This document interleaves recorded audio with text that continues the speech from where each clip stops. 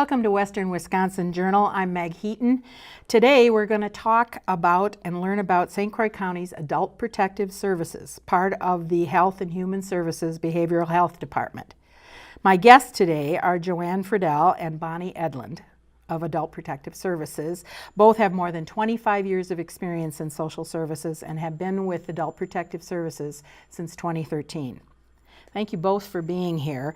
I'm not sure a lot of people in the county know about Adult Protective Services and the job that you do. I know when we've talked before, you've talked about the fact that you're kind of a bridge to a variety of services throughout the county. If you can, but let's start first about what APS is, the job you do, and who you serve. Okay, so Adult Protective Services really is a protective system that's set up not only in Wisconsin but nationwide for individuals who are between the ages of 18 and 59 who have some type of diagnosed disability, whether it's developmental disability, physical disability, alcohol or drug impairment, or mental illness that significantly impair their daily functioning. Or we also serve individuals who are ages 60 and over, and those are considered elderly. Okay. And what kinds of things do you get on reports, and who contacts you, and what are their concerns? Well, first of all, I think the reports are abuse and neglect, and so there's different kinds of abuse. There's physical abuse, there's verbal, emotional abuse, there's sexual abuse, there's financial exploitation. As far as neglect, there can be a neglect from a caregiver, a family member, or self-neglect. Mm-hmm. And this is for both groups of the people that you described? Yes. Those kinds of things. What do you see most commonly, or is there a common? It kind of runs in. Recently, I've seen a lot of financial exploitation. Okay. And then I would say in the 4+ years I've been an adult protection worker, self-neglect.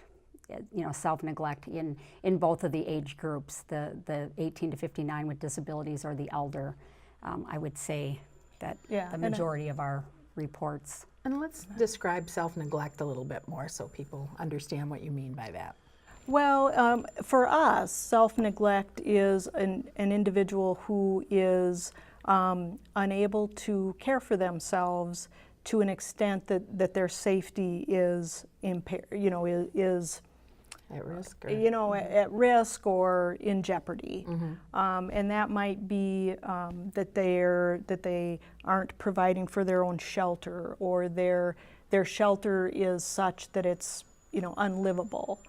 And so in those kinds of situations, then our role is to really help get some assessing about how their cognitive abilities are and what their judgment is. One of the things that we need to be careful with in either age range is that a person has the right to be able to use poor judgment, or to make decisions that you or I or Bonnie, we may not make for themselves, but they have the right to make that decision and to live in a lifestyle that we might not live in. Okay. So when Joanne mentioned their cognition, that's typically the first thing, a main thing that we are assessing when we get out there, not that we're diagnosing or anything, but we just talk with the person and just kind of determine, does it appear like they cognitively can be making their own decisions and they're just making poor decisions? So I imagine, people hear this, it might be intimidating to people. So, but what you're describing is more that you kind of go out and have a conversation with them. Is that right? Right. Really what our service does is try to approach people as an offer of service. Okay. The people that we work with really have the right to also say that they don't want to have contact with us, or they don't want any kind of information that we might try to provide to them. And And again, as long as they have that ability to remain their own decision maker, they can do that. They have the ability to say that they don't want our assistance. Okay. And when you get a report, is it I would assume that it's not from the person necessarily who is at risk or in jeopardy, but from someone concerned about them. How does that work? Right. Typically, you're right. It's not. They're typically not self-reporting. However, sometimes we do get some self-reporters. But typically, it could be anyone. It could be a family member. It could be a caregiver. It could be a person that knows them from the library and they're just concerned. We get reports from law enforcement. We get reports from medical providers, banks for the financial exploitation. Okay. So really anyone can be a reporter. And the thing that we always stress with, because I think some people are, well, first of all, not sure what to report or what would be reportable. We just say call. Joanne and I just determine that. We determine if it's if we should screen it in or screen it out, if we should act on it. But I think they're also fearful of, but I don't want to say anything. Right. So sometimes it's just a person that they may know this person from, they go to the cafe every day and they just have concerns, seeing some maybe deterioration in their cognition or, just have concerns. And so again, we encourage people, you can call on that. But you're going to get asked a lot of you're going to get asked questions. However, your name as a reporter is kept confidential. Oh, okay. So when we go out to that person, the person of the possible victim of abuse or neglect, we cannot tell them who we got this report from. Oh, okay. Are there people, like in the cases of child abuse or whatever, mandatory reporters in your field as well? Medical professionals and credentialed therapists, counselors, those categories are considered mandatory reporters. Okay. And you have any idea how many calls you get or reports you get like this a year? Well, fortunately, it's been going down the last few years. I think, was it like 336, last year? So. Right. But in the 4 years that we've been, we started in 2013, and we saw it gradually increase. And now, just due to some restructuring that we did within the behavioral health department, those numbers are decreasing. And the reason that's happening is mainly we have 3 intake workers that are taking those reports, as well as calls for behavioral health services and alcohol and drug services. And our intake workers are just very good at kind of directing the caller to, it sounds like you may want the Aging and Disability Resource Center. And so fortunately, our numbers have been going down. I want to say it's like in the 330s was last year, but we were up as high as 425, I think. Yeah, it was. So you guys quite a really are the difference. ones that they go to when it's not real clear whether somebody should go to, if they want to ask questions about Medicare or whatever else. That you guys kind of investigate? Is that the right word to use or not? Fortunately, now, those kind of calls aren't coming to us because I think just due to our intake system. However, in the past, it has been, if they don't know what to do with it, sometimes it becomes an adult protection.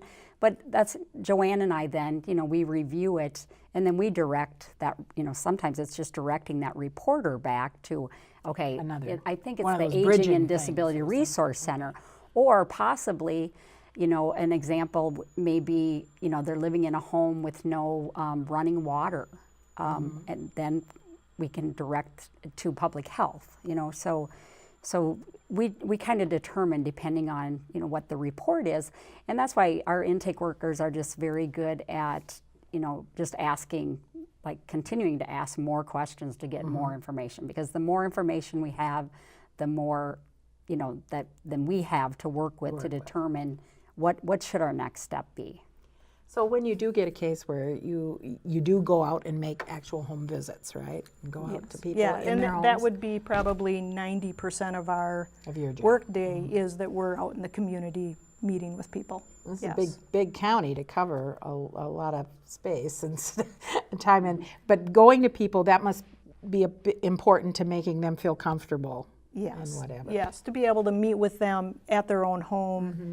their own schedule, when they're wanting to have us come. And sometimes we are unannounced, Mm-hmm. and sometimes we're announced. And sometimes when we are announced, they want to have family or friends to be there with them as well, again, for their own comfort, which is And I would fine imagine for it's us. important that you see the actual circumstances that they're living in, right? right. And yes. a good example of an unannounced visit reason would be if there is a report of abuse or neglect by a caregiver. And so this way we can just go out and, and that caregiver or family or whoever, if they know that we're coming, they may clean up the Yeah. living condition and make sure that the person is well, groomed. But so if we just stop unannounced, then we kind of typically can get a good assessment of, what is What the happening situation daily. is. Yeah. Okay. In terms of the information that you gather, how is that communicated to the reporter, or is it communicated to the reporter or to the family, or how does that work? Well, the work that we do is confidential, and so a reporter can call in and provide us with information. We might be able to call them back and either ask specific questions, or we might be able to provide them with additional resource information. But if we accept a case and are working on an investigation, we don't have the ability, unless we have a signed release of information, to be able to communicate to family or concerned other people or the reporter. Can you consult with their medical people? And it depends again on whether you're given permission to do that. Well, it depends on the situation, but we're somewhat unique because we do have the ability to obtain bank records. We do have the ability in adult protection to obtain medical records per our request. Oh, okay. And then that information informs your decisions in terms of Right. what to do. And do you find that people generally are willing to talk with you and let you in and see what they're? Yeah, I think. Oftentimes, maybe they want help, but they're afraid to ask. Right, or not know that there's help out there. Yeah. And I'm a big believer of, and I think Joanne is too, of that face-to-face contact, because they see then, especially these days, now with scams and things, they're getting calls from people from who knows where, and this way they see that who we are. We show them our county ID. We explain that we just got a report that maybe you could use some help, and and then just kind of go from there. And I think it just makes them feel more comfortable. I think so too, and although Bonnie and I aren't a part of the Aging and Disability Resource Center, we often take out their resource guide and some of their resource information with us, and that also is very helpful, not only in talking with people, but in helping them understand what resources are available. Part of that bridging that you were talking about, right? Right. For example, an example I would assume would be like the dementia care specialist, Nancy Abrahamson, or putting them in touch with her or with her Right. the services for caregivers or whatever. And actually, a lot of times when we get a report on a person that possibly is diagnosed with dementia, a lot of times Nancy is kind of our first call, and we just ask, "Are you familiar with this person?" And there's many times that she already is familiar and has been working with the family. And so, I mean, it does sound like APS really works well with a variety of services in the county. Can you talk a little bit about the other services that you work with? The ADRC, of course, is the Adult and Disabilities Resource Center, or Aging and Disabilities Resource Center. And so the Aging Disability Resource Center, you had mentioned a possible like Medicaid, Medicare question. We can link them to the Great Rivers Consortium. We can kind of help them, guide them through that this is the number that you need to call if it's a benefits question. And again, under the ADRC, we have benefit specialists that we can get that person connected to if it is a benefit or a disability kind of question. As well as, so the ADRC, public health, we utilize them. Again, I think I'd mentioned earlier about maybe the condition of a home if there hasn't been running water, that we may pull them in, Well, and we also have a public health nurse who is able to go out with us at times if there's a concern about medication, and they can look at a person's medication, because neither Bonnie nor I would really know about prescriptions and that kind of thing. That nurse went out one time with me to a home where there were concerns about hoarding, and so she went out with me and we looked at the home and tried to talk to the homeowner about services that might be available to her. Another resource that we are connected with really is within our behavioral health department, the AODA, alcohol and drug abuse program, mental health services, and some of the different programs under mental health services that we can help people get connected with. Because mental health can sometimes be a big player in this too, can it? I mean, sure, that's that could be a reason for a person's the way that they're living is they could be impaired due to their mental health. And so it being in the behavioral health department is very helpful, because then we have mental health professionals right there, that we can consult with, and if needed they could go out with us. And one of the things we've talked about in the past is when I've talked with you is decision-making assistance. What is that?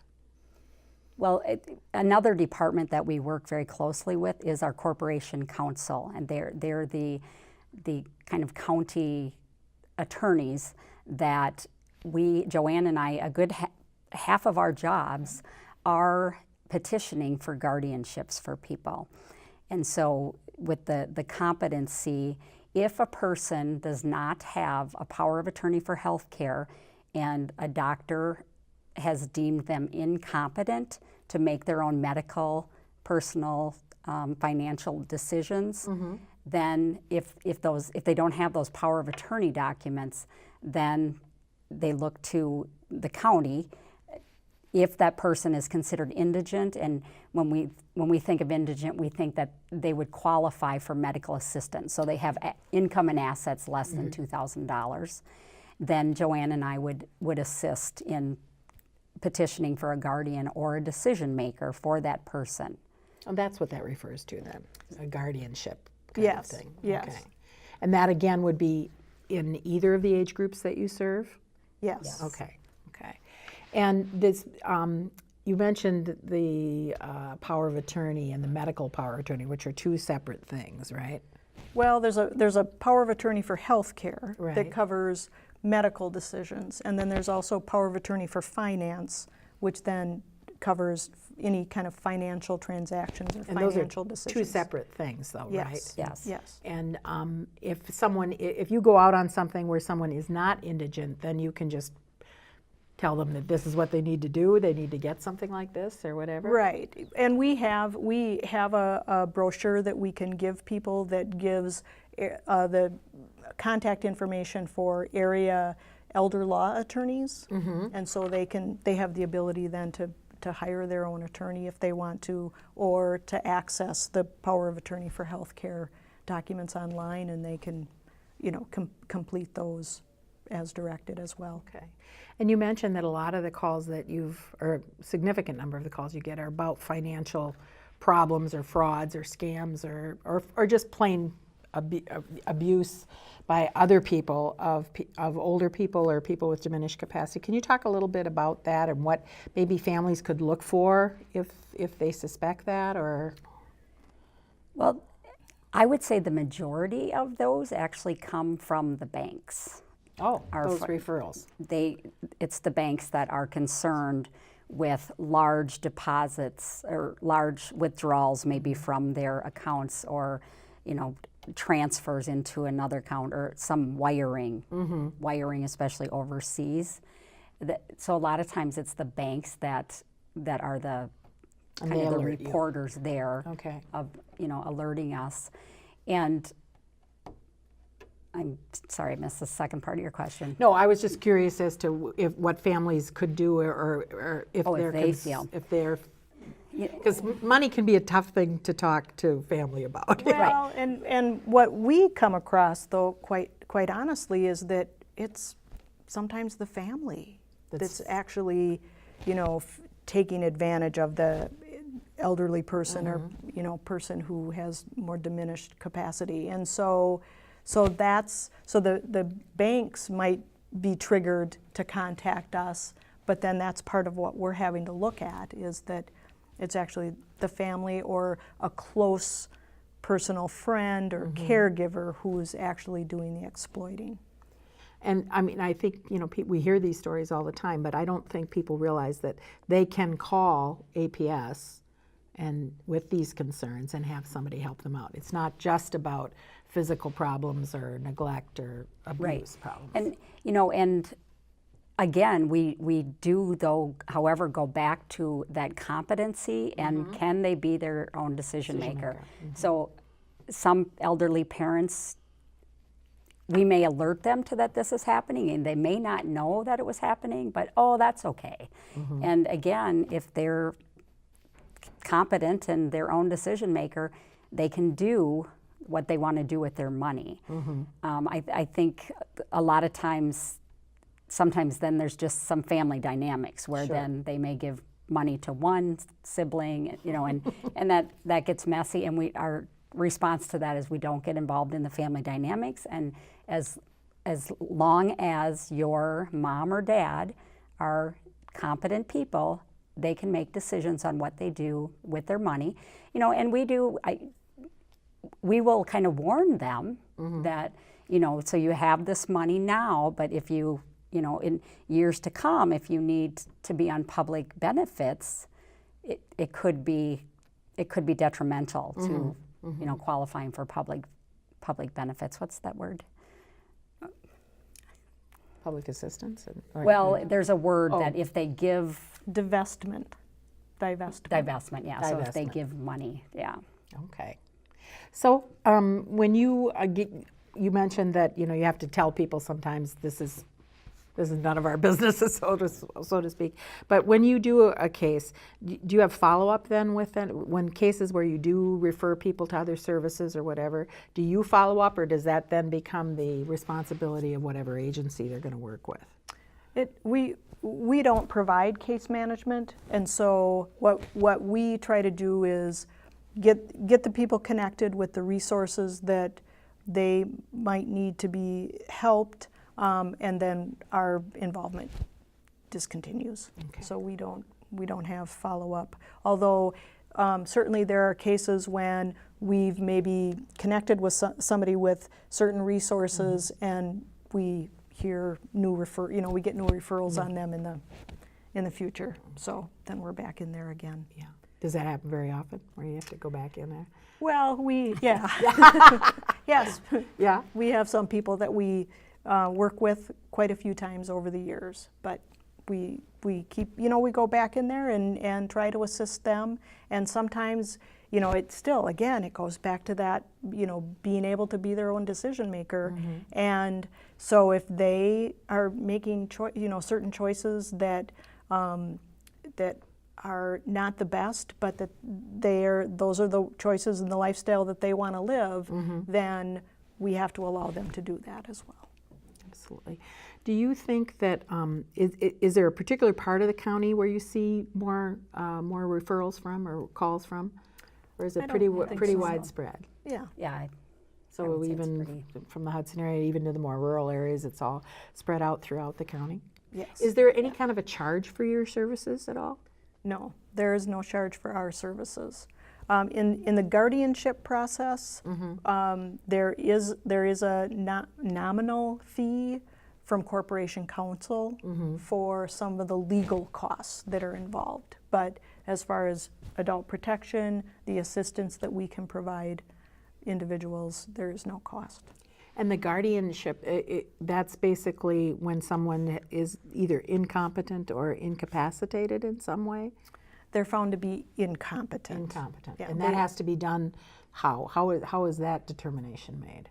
Well, that's done initially through a physician or a psychologist. Okay. Needs to provide a specific assessment or evaluation of the person with their permission. They need to be aware that, you know, there are certain instructions that the doctor has to provide to the individual, and then they assess them, and then the doctor makes that determination. So that's, again, done by another professional that you refer them to, or, and again, strictly voluntary if they decide to do that. That's one of the things I think that comes across that struck me when we were talking about this, is that this really is such an incredible service to people that I don't think a lot of people in the county know we have. That you have, first of all, you have the expertise to do this, but then you have all of this network or bridge, like you said, to all these other things that you can do. Well, and I think one of the assets to our service is that we do have the ability to go out and offer assistance to people and offer information to people, and not a lot of programs have that flexibility. I don't know So many people who make house calls anymore like you guys do. As we're going to wind down here, is there anything else that we haven't talked about that you want to mention, or is there one thing or two things that you really want people to remember about Adult Protective Services and what you do? Well, I think calling the behavioral health intake line, which I think that information will be part of this, provided. Yeah. I think that's critical if they have concerns about a family member or a neighbor or friend, and they can report it and give that information, and certainly we'll take a look at it, and if we're able to go out and offer services or offer information, we would certainly do that. So I think for me, that's important. Yeah. Another area that I don't think that we covered on other entities that we work with, if we feel that if we substantiate some abuse or neglect, we feel that it's like a criminal act, we work then, you know, we do our investigation, get all of our paperwork, and then we hand that over to law enforcement. To specifically... depending on what area, you know, if they're in a certain town, then it's the city. And to investigators who do these... Right.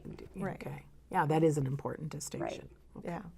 Well, thank you very much. I appreciate all the information, and I think it's very worthwhile. Again, I don't think it's a service people really realize that we have in the county. We're very fortunate that we have two women making house calls like this. Information about how to contact APS, Adult Protective Services, and to access their services will be part of this program. Again, thank you very much for Bonnie and Joanne, and thank you for joining us.